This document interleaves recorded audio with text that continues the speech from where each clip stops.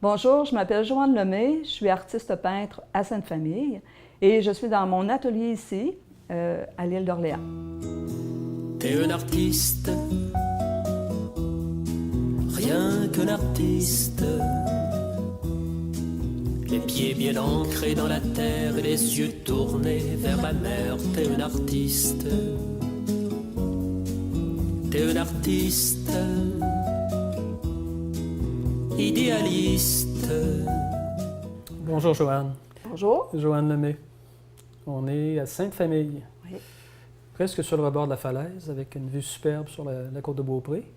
En face, c'est la fin de Château-Richer ou Sainte-Anne-de-Beaupré? C'est la fin de Château-Richer, oui. La fin de Château-Richer. Oui, oui. Il en reste encore un petit bout, là, mais c'est la fin, oui. Donc on voit en arrière-plan les montagnes, les Laurentides, évidemment. C'est superbe. Très On beau. a surtout le fleuve à l'avant-plan, presque une vue en plongée sur le fleuve. Donc les marées, les saisons, tout ça, ça doit être pas mal familier. Oui, puis à tous les jours, le paysage ici change, avec le brouillard quelquefois. C'est magnifique. C'est vraiment un beau coin. Je suis très contente d'être ici. Oui. Donc, Joanne, tu es peintre, donc c'est votre résidence, c'est ton atelier ici. C'est ça, Il y a oui. énormément de tableaux là, que j'ai pu déjà parcourir un petit peu, là, qui ne sont pas tous exposés sur les murs, parce que tu en as trop. Oui, c'est ça. Il y a beaucoup de grands formats, Oui. donc on va essayer de voir avec toi un petit peu d'où ça part, puis ton cheminement dans cette discipline-là. C'est essentiellement la peinture que tu pratiques. Oui, c'est la peinture, oui. J'aime ça, la peinture. J'ai fait, au départ, je faisais un petit peu avant de l'encre de Chine, Ah oui. mais il y a plusieurs années. Mais je ne le faisais pas à la plume, c'était avec au rouleau. Ah. Oui.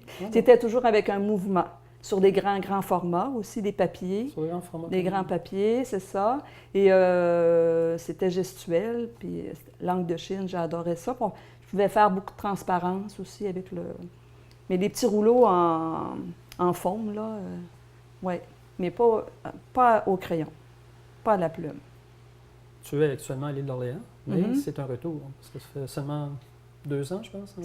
C'est notre troisième année. Troisième année. Oui, vous oui. êtes, de retour à On est revenu après 30 ans, parce qu'on était ici de 76 à 84. On a eu notre petite famille ici, les 2 premiers enfants. Et on a dû retourner à Québec parce que c'était plus simple pour le travail, pour le voyage et tout ça. Mais je m'étais toujours dit, un jour, on reviendra à l'île parce que j'aimais l'île. Je peux dire que je suis tombée en amour avec l'île, j'avais à peu près 10-12 ans, au camp Saint-François de l'île d'Orléans. Ah oui. J'étais venue, je faisais partie de la jeunesse étudiante catholique, qu'on appelait dans le temps. Et donc, j'avais passé 15 jours ici.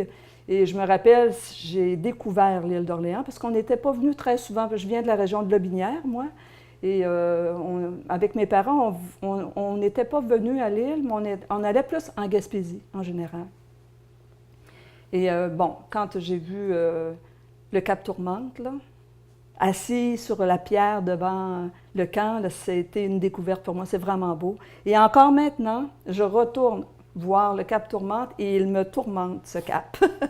Vraiment, je trouve qu'il est grandiose. C'est la porte d'entrée ou de sortie de l'île, c'est vraiment très beau. Il faut dire que l'île d'Orléans, d'abord, c'est un territoire quand même assez important là, en termes Oui. de superficie là, pour une Oui. île.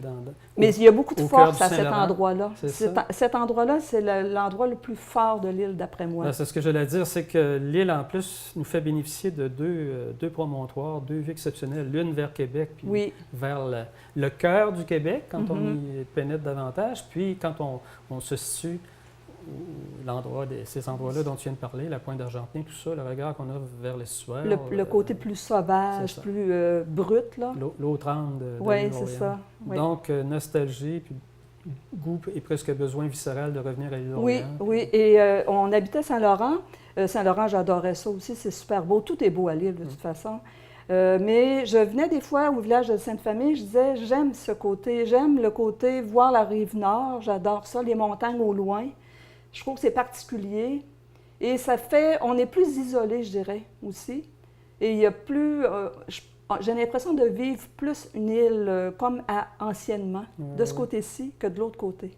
L'autre côté, pour moi, c'est quasiment une vue Québec un peu, c'est drôle à dire, mais je ne me sens pas autant sur l'île d'Orléans du côté sud que du côté nord. C'est ça. Oui. Souvent, ça, c'est important pour moi. Souvent, on dit le côté sud, ben, c'est le côté qui attire pour ses bateaux, donc c'est beau, c'est superbe. Là, puis le côté nord, c'est coucher de soleil, c'est plus le repos, puis un peu la contemplation. Oui, c'est ça. Puis les saisons, on voit vraiment les saisons ici. Là.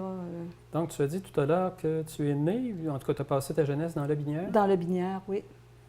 Parmi les cultivateurs, une famille? Non. Mon père était agent d'assurance. Ah, d'accord. Ouais. Et d'ailleurs, je vais en parler de ça un petit peu parce que mes premiers contacts que j'ai eus aussi, tout s'est passé vers 10-11 ans, moi. Dans mon cas, pour l'art.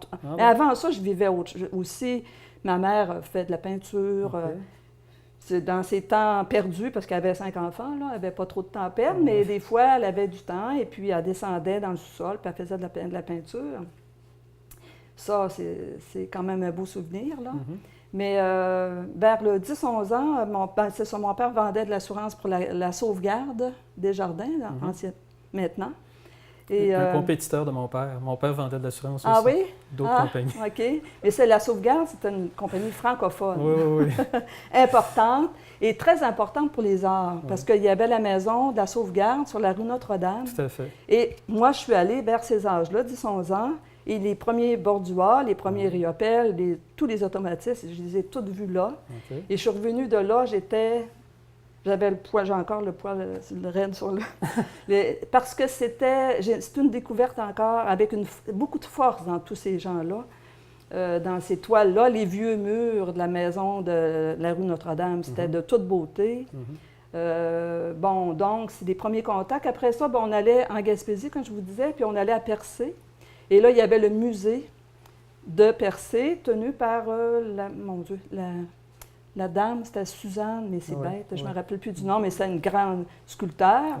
Et son mari, Tomassi, je crois, qui était italien d'origine, mais qui est un grand peintre. Là. Ça aussi, j'ai toutes vu les automatismes qui étaient exposés là. C'était une boîte à chansons aussi, donc on a vu les vigneaux et tout ça. C'est un peu ça qu'on évoquait dans un film qu'on a tourné il y a quelques années, là, sur un peu le mouvement certains mouvements de contestataires des années 60, ça, là, la vie de bohème qui se... Oui, c'est ça. Donc, moi, ça a vraiment... ça m'a influencé dans ma vie.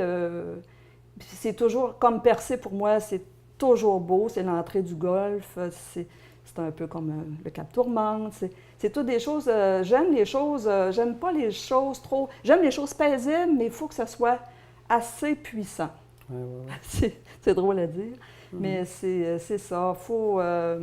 Force tranquille, comme oui, une force tranquille, c'est ça.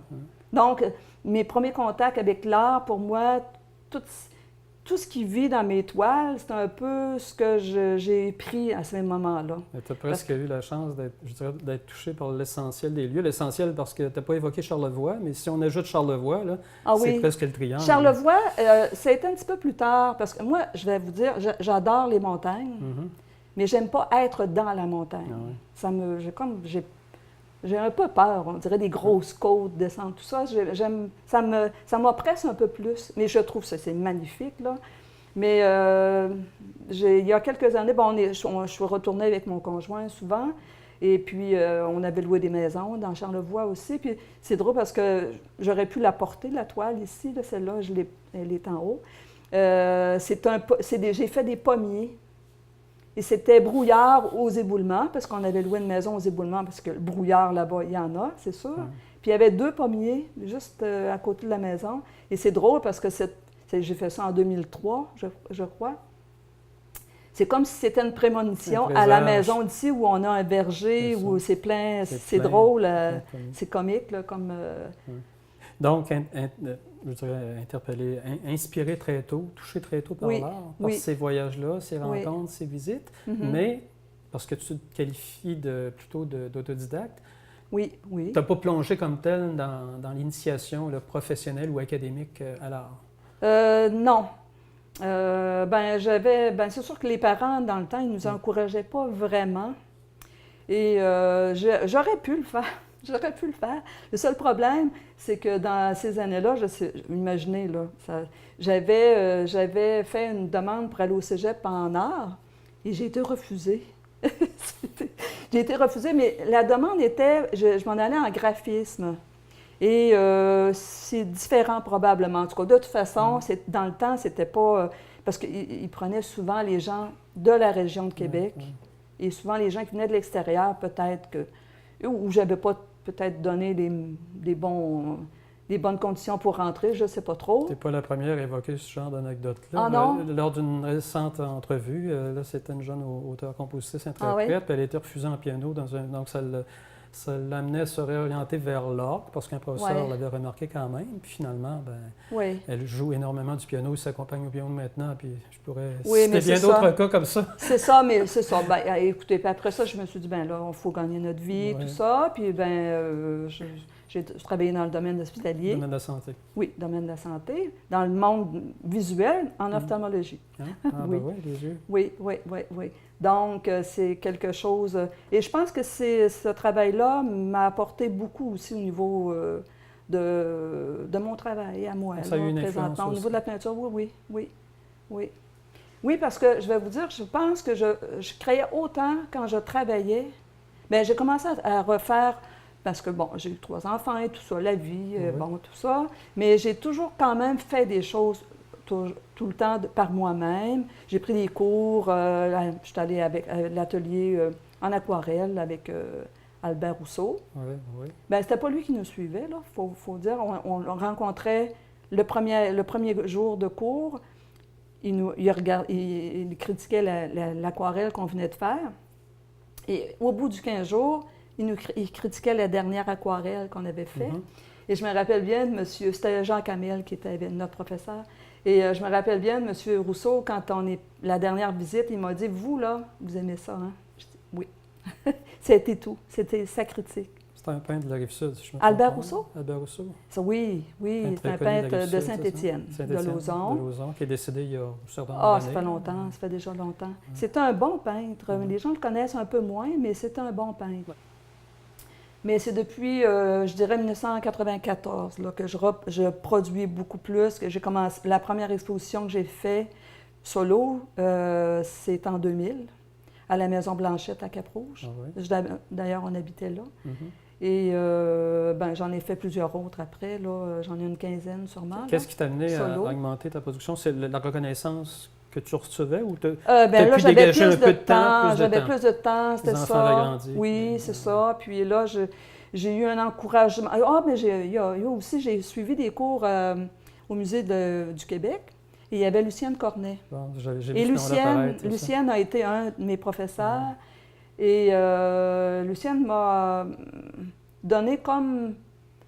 Elle me l'a jamais dit, mais c'est comme si elle m'avait donné le go pour peindre. J'allais dire, elle t'a probablement fait débloquer dans ta forme d'expression, parce que je connais un peu son style, là, c'est quand même assez audacieux pour l'époque où elle a commencé. Oui, c'est ça. Puis on était une dizaine à peu près. Puis au dernier atelier au musée, elle a parlé à quelques-uns, puis on a travaillé avec elle un mois à son atelier elle-même sur la rue du Roi à ce moment-là. Du Roi ou de la Reine, je ne sais plus. Du Roi, je crois. Elle n'était pas sur la salle encore. Mais Lucienne, elle est une personne importante dans mon suivi, là, dans mon parcours. Chaque fois que j'ai une exposition, elle est toujours invitée, puis elle est toujours là. Puis elle me dit des choses, puis ce qu'elle me dit, là, c'est totalement vrai. Parce qu'elle me connaît, elle sait qu'est-ce que je peux faire, là. Comment tu qualifierais ton évolution à travers toutes ces influences-là? Parce que j'ai vu aussi d'autres noms de peintres assez réputés, là, à Montréal aussi. Là, le nom m'échappe, mais il y a d'autres peintres qui t'ont enseigné aussi. À Montréal, non, c'était un cours au cégep, là, je me rappelle même pas.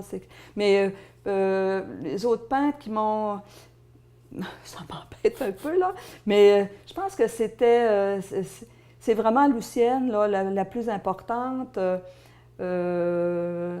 J'ai un monsieur qui s'appelle Robert Poulain, qui est un sculpteur anciennement, qui, lui, a la collection La peau de l'ours à Montréal. c'est un collectionneur, mais et puis lui, il a acheté une de mes toiles. Ça aussi, c'est quelque chose qui est important pour moi parce que c'est quand même la collection de la peau de l'ours, c'est quand même connu, peut-être plus dans la région de Montréal, là, mais c'est quand même important comme collection. Et puis, c'est ça, là.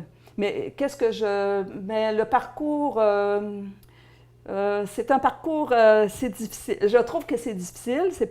Pour moi, mon parcours, il n'est pas tout à fait facile encore. Il n'est pas fini, bien entendu. T'as pas des périodes typées? Oui, j'ai eu des périodes typées, comme dans les années 2000. C'était plus des bestiaires. C'était plus des animaux que je faisais. Et je faisais les animaux, pas pour le sens figuratif de l'animal, toujours pour ce qu'il exprime. Comme le bœuf, c'est pour ça, c'est vraiment la force, l'énergie.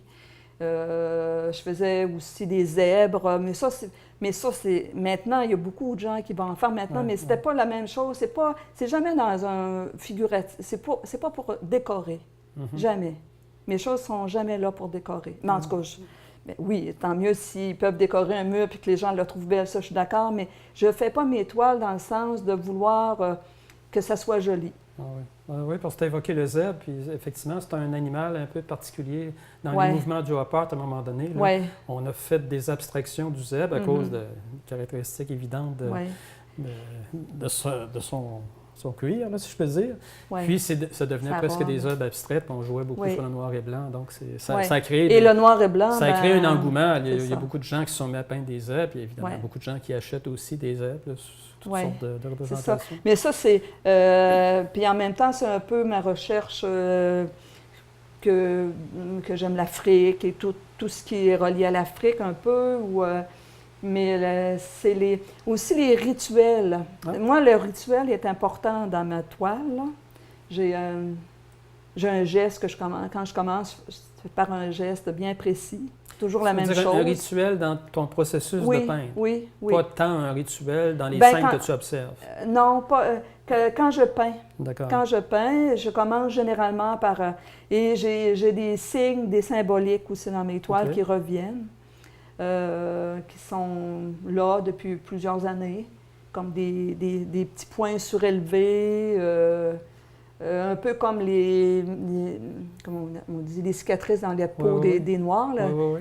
Scarification. C'est ça, exactement. Ça me fascine. Ça me fascine vraiment. Et c'est des marques aussi, des traces que la vie laisse. OK.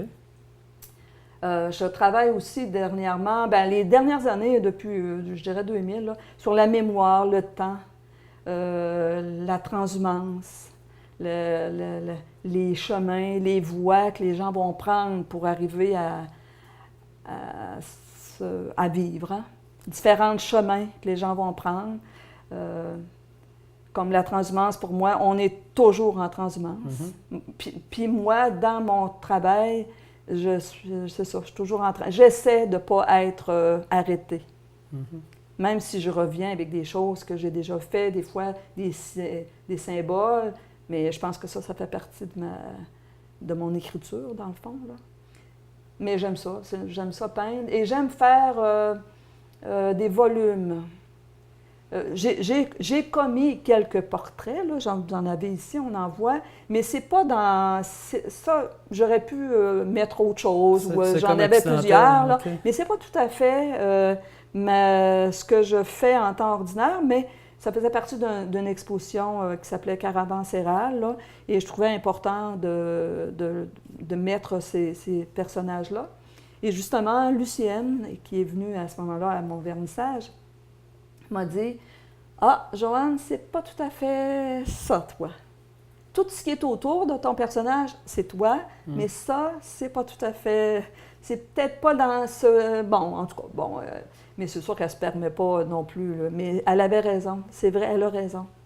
Mais je le sais quand c'est sûr. Mais souvent, les gestes qu'on pose, ça fait partie de la démarche. Oui, c'est ça, exactement. Puis aussi, c'est que quand je fais des choses un peu plus figuratives comme ça, c'est plus pour me reposer. Ça me repose. Parce que j'ai pas... un visage, c'est un visage, là, des yeux, une bouche, un nez. Bon, puis j'ai pas à travailler, à trop penser. C'est ça. Donc, quand je fais ça, vous verrez les prochaines fois, si je refais d'autres choses comme ça, ils vont dire « Ah, elle se repose. » C'est ça que ça veut dire. Mais c'est sûr qu'il y a d'autres choses comme j'ai derrière moi. Vous allez dire « Bon, c'est peut-être... » Mais c'est peut-être plus long à faire ça qu'un personnage, disons. Ah, oui, je comprends. Pour moi. Parce que, bon, c'est... Il y a plus d'hésitation, d'interrogation, de réflexion. Oui, toujours. Ça s'appelle le bouclier derrière moi, là. C'est ça. D'ailleurs, j'ai développé... Celle-là n'est pas terminée, là, mais c'est un petit bébé du bouclier aussi, mais dans le rose au lieu dans le noir. Bon, c'est ça. C'est que c'est une forme... les triangles aussi qui arrivent, parce qu'avant, j'avais peu de triangles dans mes toiles. Là, j'avais plus des ovales. Beaucoup d'ovales que j'aime faire encore. Le fait mais moi, excuse-moi, oui. Michel, la peinture, pour moi, c'est ça. Comment je dirais? Moi, en tant que peintre, là, des volumes que je fais, je sais que pour moi, ils sont importants. Mais les gens qui vont le voir, ils ne savent pas tout ce que je fais, là, tout ce processus-là, mais c'est des choses que je travaille. Même si des fois, on voit que ça peut être fait de façon, comment je dirais, il y en a qui disent, mon Dieu, ça doit être long à faire, tout ça, mais c'est faux. Dans mes toiles aussi, souvent, je fais des collages beaucoup, mais les gens disent, elle n'est pas terminée ta toile. C'est parce que mes collages, c'est fait avec de la toile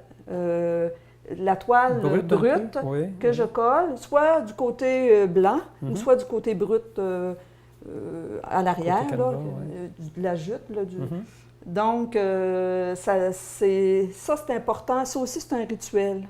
C'est un rituel depuis, je dirais, 6-7 ans, là, que je fais des collages comme ça. C'est particulier.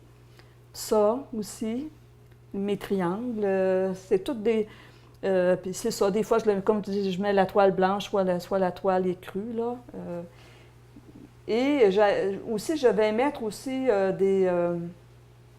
si je vais, comme j'avais fait un vernissage, une exposition sur les paysages intérieurs et autres, là, puis donc j'avais des toiles plus abstraites et d'autres qui étaient abstraites, mais c'était des paysages de la Provence, mais c'était pas un paysage, mais c'était un ressenti de ce paysage-là. Et j'avais mis... j'avais gardé mes tickets de stationnement, et ça fait partie de la toile. Elle est là, elle est dans la toile. Comme j'avais fait une toile qui s'appelait Arles, et moi, Arles, c'est une des villes de Provence que j'adore, avec la reine d'Arles. Et d'ailleurs, c'était un grand ovale, c'est la reine, et il y avait, c'est ça, tout autour, les gens ne le savent pas, mais j'avais mis toute, moi, ma signification de voyage. Mes tickets de stationnement, de restaurants qui étaient là, qui étaient apparents, que je collais là, comme ça.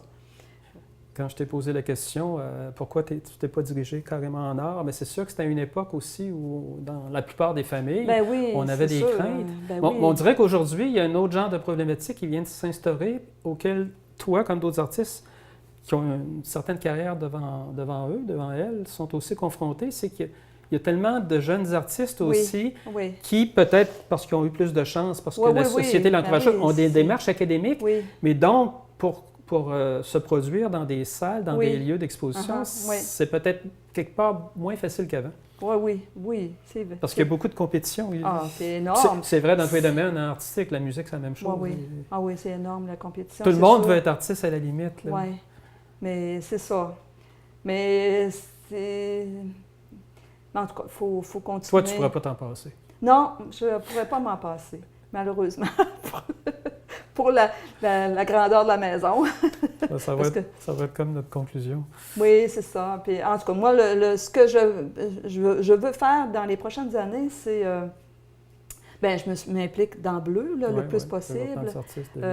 Et puis, j'aimerais ça avoir une galerie, pas une galerie, mais un atelier vraiment là, en dehors de la maison, là, pas loin d'ici, là, quand même.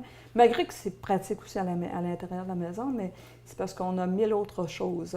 C'est ça le problème.